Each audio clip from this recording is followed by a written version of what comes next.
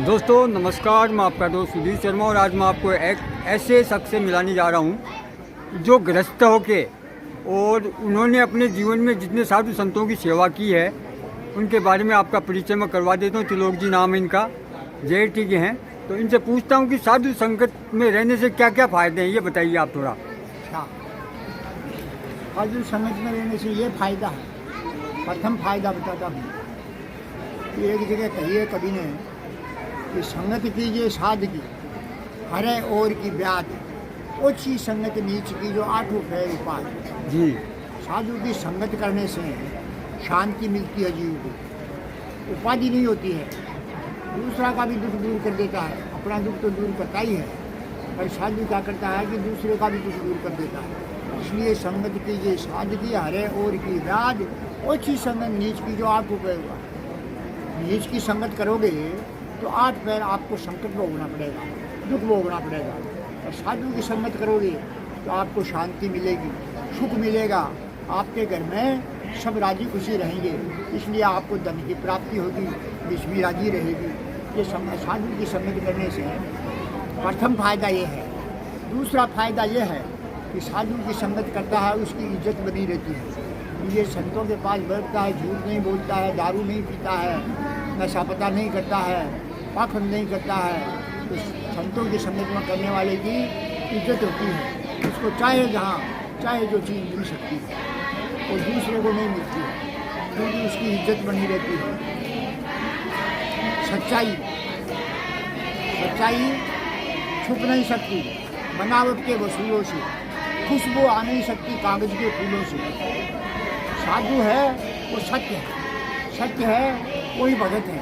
भगत और भगवान की चर्चा होती है, उसका नाम है सत्संग, और सत्संग मिलती है साधु के पास। इसलिए हमको संतों की संगत करनी चाहिए। हमारे देश में ये जिस भूमि पर हम रहते हैं ये भूमि संतों की है, और संतों का उपदेश क्या है?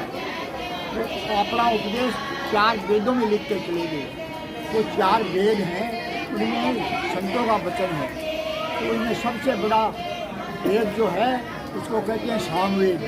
और सामवेद में क्या है? संगीत है। और संगीत में क्या है? खुशी है, उसमें दुख नहीं है, उसमें संतोष है, शांति है। संगीत में भजन है और भजन में स्वर है। स्वर है सोई ईश्वर है। ऐसे हमारे नारायण दास जी स्वामी जब जमात के थे, तो शास्त्रीय संगीत के सम्राट थे। जो स्वर्ण मंदिर में कॉन्फ्रेंस होती है साल की अमृतसर में, उनमें सबसे पहला नंबर नारायण दास जी का है गाना वाला हिंदुस्तान में। तो ऐसा मीठा गाना गाते थे। वो कहते थे स्वर है वहाँ ईश्वर है।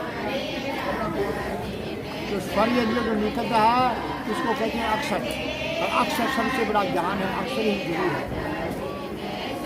तो सबसे बड़ी संगत साधु की है। तो साधुओं के पास बैठने से इज्जत होती है, हमारी आबू बढ़ती है और घर में शांति आती है, जिससे सब सरल मिल के रहते हैं और शरीर निरोगा रहता है। 5 सुख शरीर में बताएंगे, उनमें पहला सुख निरोगी काया। जब निरोगी काया होगी तो सब सुख उसके पास अपने आप ही आ जाएंगे।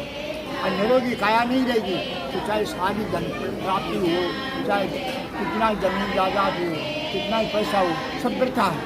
इसलिए सबसे बड़ी संपदा है वो प्रेम है।